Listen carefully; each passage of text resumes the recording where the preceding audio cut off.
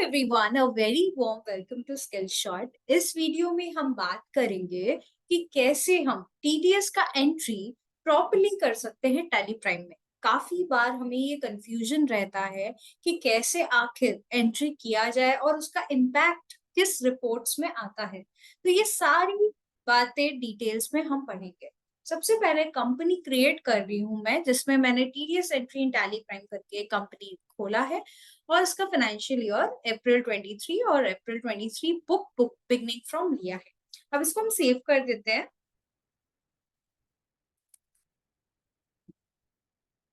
Save करने के बाद यहाँ पर आप देख सकते हैं maintain accounts, enable bill wise entry को मैंने यस किया है।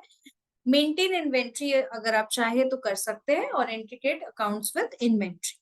इसमें आप देख सकते हैं यहाँ पर जीएसटी हम अनेबल करेंगे। अभी के लिए जीएसटी एंड नंबर जो है वो मैं प्रोवाइड कर दे रही हूँ, तो मैं कॉपी पेस्ट कर लेती हूँ जीएसटी एंड नंबर। और बाकी सारी चीजें अभी के लिए मैं कुछ नहीं कर रही हूँ, क्योंकि हमारा मेन फोकस टीडीएस में है। Set alter GST rate details में भी मैं सेव कर ले रही हूँ, अभी इंफॉर्मेशन इतना नहीं डाल रही। और प्लस टीडीएस को हम यस कर लेते हैं और यहाँ पर टैन नंबर जो है वो आपको प्रोवाइड करना है, डिडक्टर टाइप क्या है, तो ये सारी इंफॉर्मेशन आपको देने हैं। अभी कंट्रोल ए कर देते हैं और यहाँ पर भी कंट्रोल ए कर देते हैं। तो चलिए कैसे हम एंट्री मारते हैं थोड़ा सीखते हैं। सबसे पहले हम वाउचर में जाएंगे, हमारी एंट्री क्या चीज से रिलेटेड है पहले वो समझते हैं। सपोज मुझे रेंट देना बाकी है लक्ष्मी प्रॉपर्टीज को, तो उस केस में कैसे हम एंट्री करेंगे विथ जीएसटी और कैसे जीएसटी के साथ साथ टीडीएस का इम्प्लीकेशन होगा वो हम जानेंगे। तो सबसे पहले हम कहाँ जाएंगे, हम जाएंगे वाउचर्स में। वाउचर्स में हम जर्नल में जाएंगे, यहाँ पर रेफरेंस नंबर ऑफ डेट आप प्रोवाइड कर सकते हैं। अगर आपका रेफरेंस नंबर का फीचर ओपन नहीं है तो सिंपली F12 कर सकते हैं। और F12 करने के बाद यहाँ पर देखिए provide reference number and date, इसको आप यस कर सकते हैं। Okay, reference number suppose bill का नंबर है LP/03/23/24, मैं अच्छे से लिख देती हूँ LP/03/23/24 और डेट हमने लिख लिया है। अब सिंपली हम डेबिट क्या चीज करेंगे वो हम देख लेते हैं।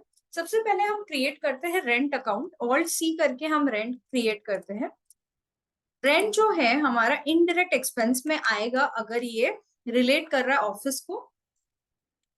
बिल बाय बिल अगर आप मेंटेन करना चाहें तो कर सकते हैं। जीएसटी एप्लीकेबल है, यहाँ पर हम स्पेसिफाई कर देते हैं और प्लस एसएससी हम दे देते हैं। एक बार मैं कुछ भी एसएससी दे दे रही हूँ। उसके बाद यहाँ पर स्पेसिफाई डिटेल टैक्सेबल रेट 18% यहाँ पर हम कर देते हैं। उसके बाद eligible for ITC, obviously eligible है, यस कर देंगे। टाइप ऑफ सप्लाई सर्विसेज है। सबसे इंपॉर्टेंट चीज set alter other statutory details, इसको यस करिए और यहाँ पर स्पेस मार के इसको एप्लीकेबल कर दीजिए। प्लस ऑल सी करके आप यहाँ पर क्रिएट कर सकते हैं। अगर आपका गोल्ड वर्जन है तो आप हेल्पर का मदद ले सकते हैं यहाँ पर। तो हेल्पर में हम 194I में जाएंगे, यहाँ पर rent of land and building और फर्नीचर जो है हम सिलेक्ट कर लेंगे। सिलेक्ट करने के बाद जो रिक्वायर्ड फील्ड है जैसे पेमेंट कोड हो गया वो अपने आप फिल हो जाएगा। इसके बाद विद पैन जो है रेट है 10%, विदाउट पैन 20%। तो ये आप दे सकते हैं। इंडिविजुअल एचयूएफ के लिए ये रेट है और अदर डिडक्टीज के लिए भी ये रेट है। और पर मंथ लिमिट 20,000 है, ईयरली लिमिट 2,40,000 है। तो ये हमने प्रोवाइड कर दिया। तो ऐसे जो डिटेल्स है स्टैट्यूटरी वो मैंने दे दिया है। अब मैं कंट्रोल ए करूं। कंट्रोल ए करने के बाद मैं 25,000 में जो है टीडीएस काटना चाहती हूँ। 25,000 हमारा टैक्सेबल वैल्यू है, ठीक है।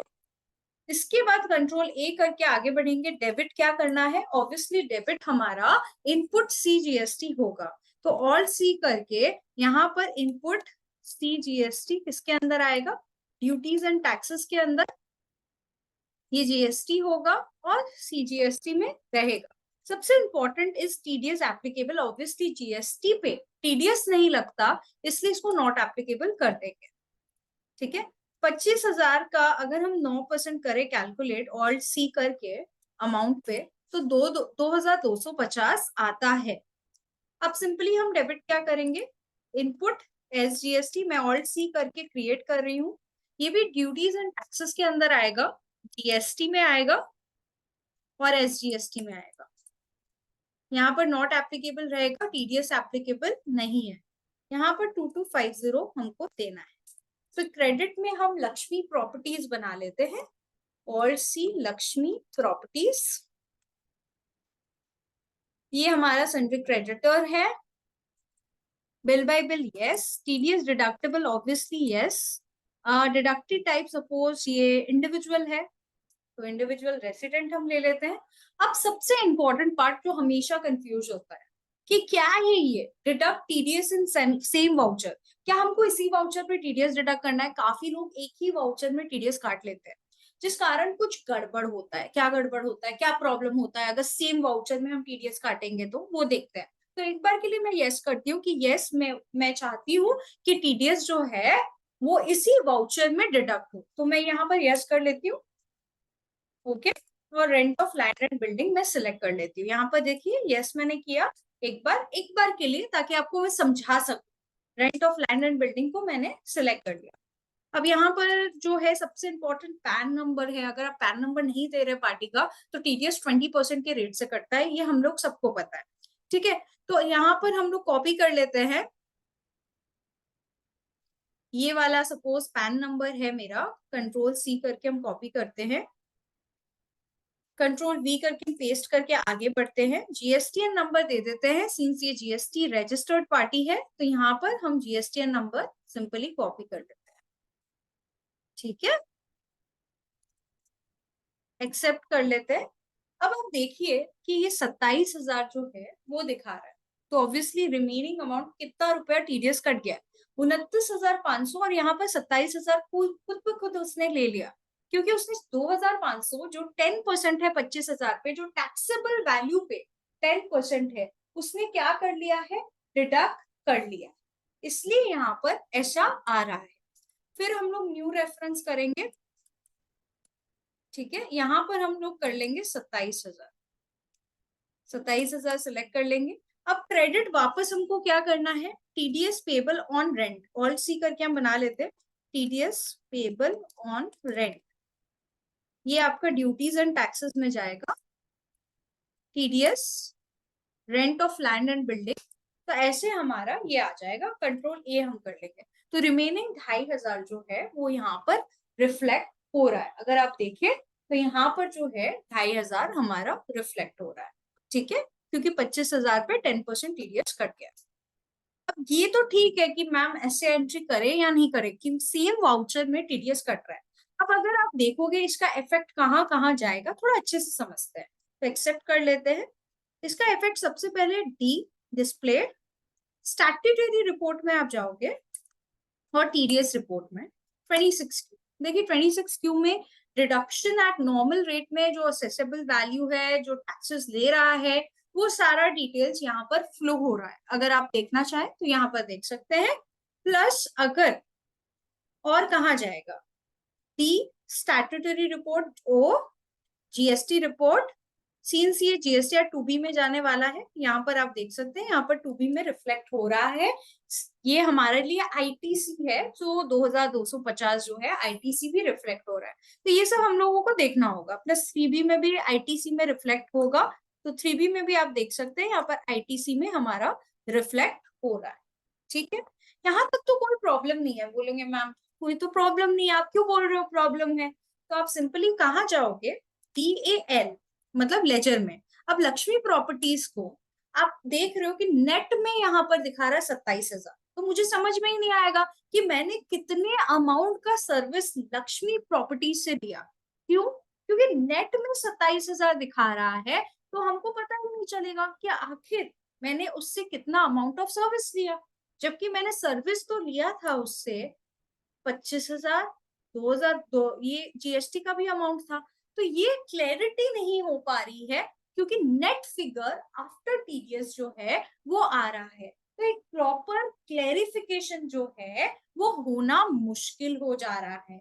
इसलिए मैं सेम वाउचर पे TDS डिडक्ट करने का सलाह नहीं देती हूँ, क्योंकि यहाँ पर नेट फिगर दिखेगा जब आप लेजर में जाओगे तो। अब हम एक और एंट्री मारते हैं, सपोज हम कमीशन का एंट्री मारते हैं, कमीशन का लिमिट 15,000 है, 5% टीडीएस है। तो इसमें हम कैसे मार सकते हैं? हम सिंपली कहाँ जाएंगे, हम जाते हैं वाउचर में, जर्नल में हम जाते हैं, रेफरेंस नंबर हम दे देते हैं एक बार के लिए कुछ भी, यहाँ पर कमीशन बनाएंगे। कमीशन जो है इनडायरेक्ट एक्सपेंस में आएगा। 194H में इसका टीडीएस कटता है, अगर आपको पता हो तो। यहाँ पर एप्लीकेबल रहेगा जीएसटी, स्पेसिफाइड डिटेल कुछ भी, एक बार एसएससी हम दे दे रहे हैं, ठीक है। यहाँ पर स्पेसिफाइड डिटेल्स, इसमें 18% हम दे दे रहे हैं, ठीक है। अब set alter other statutory details को हम यस करते रहे, यहाँ पर एप्लीकेबल करके डिफाइन कर दे रहे हैं ऑल्ट सी करके, तो हेल्पर की मदद लगेगी। एडुकेशन मोड आ गया है तो हेल्पर शायद यूज ना हो, तो एक बार हम 194H यहाँ पर लिखते हैं, एक मिनट रुकिए, यहाँ पर क्रिएट करते हैं 194H, ये 94H आएगा यहाँ पर। यहाँ पर रेट जो है हमारा कितना रेट होगा, 5%, अगर पैन है, पैन नहीं है तो 20%, और थ्रेशोल्ड लिमिट 15,000 है, ठीक है। तो ये हमने कर दिया है। अब यहाँ पर 17,000 का हम कमीशन दे रहे हैं, ठीक है। डेबिट क्या होगा, obviously input CGST, alt C करके 17,000 इंटू कितना परसेंट, 9%। तो यहाँ 1530 अपने आप आ गया है। इनपुट एसजीएसटी हम कर दे रहे हैं 1530, और क्रेडिट क्या होगा, क्रेडिट सपोज रोहन एजेंट कर दे रहे हैं, ये हमारे लिए क्रेडिटर है, टीडीएस डिडक्टेबल है, ये एचयूएफ है सपोज, या इंडिविजुअल रेसिडेंट है। सेम वाउचर में हम डिडक्ट करने की गलती इस बार नहीं कर रहे हैं, हम नहीं चाहते सेम वाउचर में डिडक्ट हो। अब यहाँ पर आपको पैन नंबर प्रोवाइड करना है पार्टी का, एक बार मैं ऐसे ही पैन नंबर प्रोवाइड कर दे रही हूँ। जीएसटीएन नंबर भी आपको प्रोवाइड करना है, तो एक बार जीएसटीएन नंबर भी देख लेते हैं। एक बार के लिए मैं स्किप कर रही हूँ जीएसटीएन नंबर, मैं कंट्रोल ए कर दे रही हूँ, यहाँ पर न्यू रेफरेंस में जाएगा। अगर आप देखिए तो सेम अमाउंट जो है वो आ रहा है, मतलब टीडीएस इसने पर्पसली काटा नहीं है, क्योंकि हमने टीडीएस इन सेम वाउचर को नो कर दिया है, इसलिए टीडीएस कटा ही नहीं। तो अब क्या फायदा हुआ ये करके, तो न्यू रेफरेंस हमने लिया था, अगर आपने देखे तो ये सारा, अब फायदा क्या हुआ देखते हैं। अब टीडीएस हमको क्या करना होगा, इसका काटना होगा। किस वाउचर में काटेंगे, नेक्स्ट वाउचर में, तो कैसे काटेंगे, रोहन को क्या कर देंगे, रोहन को हम कर देंगे डेबिट। तो अभी अभी जो है टीडीएस कट चुका है या नहीं, अगर आपको देखना है तो डिस्प्ले में चले जाइए, स्टैट्यूटरी रिपोर्ट टीडीएस में चले जाइए, 26Q, यहाँ पर देखिए नॉर्मल रेट पे रोहन का जो है टीडीएस कट गया है, ठीक है। जो नॉर्मल रेट है 5%, वो टीडीएस कट गया, ठीक है। अब हमको क्या करना है, हमको दूसरा वाउचर में एंट्री करनी है। तो एंट्री हम कैसे करेंगे, एंट्री करने के लिए हम जर्नल में ही जाएंगे, कुछ भी एक बार दे देते हैं रेफरेंस नंबर, यहाँ पर रोहन को डेबिट करेंगे, 1 रुपया सपोज मैं लिखी हूँ, और अगेंस्ट रेफरेंस उसका जो बिल है वो यूज करने वाले, ठीक है। और क्रेडिट किसको करेंगे, टीडीएस पेबल ऑल्ट सी करके मैंने बना लिया है ऑन कमीशन, ये किस में आएगा, ड्यूटीज एंड टैक्सेस में जाएगा, टीडीएस 194H में ये जाने वाला है, ठीक है। तो ये टीडीएस पेबल ऑन कमीशन है, अगेंस्ट रेफरेंस ये जो बिल है उसके अगेंस्ट में जो पिछले वाले बिल है, अपनी आप देखिए टीडीएस 5% के हिसाब से कट गया, क्योंकि मैंने पैन नंबर दिया था, ठीक है। तो यहाँ पर 850 हम कर लेंगे,